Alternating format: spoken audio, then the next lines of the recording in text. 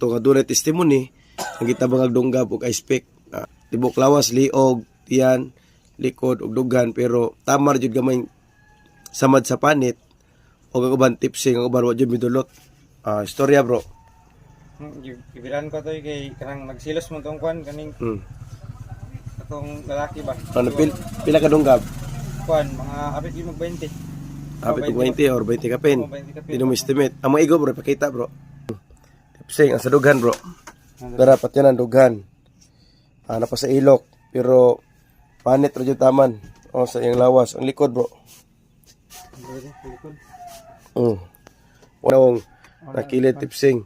Wali sa to bro. Nakon ba gisulod ko dito kay bro bitog glisir, wala na glisir. Mga glisir na nakon. Pero wala sila kita way milapos jud. Wala. Ila ring kong dressingan ka der. Gilipyan imong gamay samad. Giskan. Tingala jud sila. Pero ila ko kung gikan gipa wala pa ko lagi din ba. Then ang mga silingan mo abig patay na ka. Mabil lang patay kan kay galisod mo ko ginawa.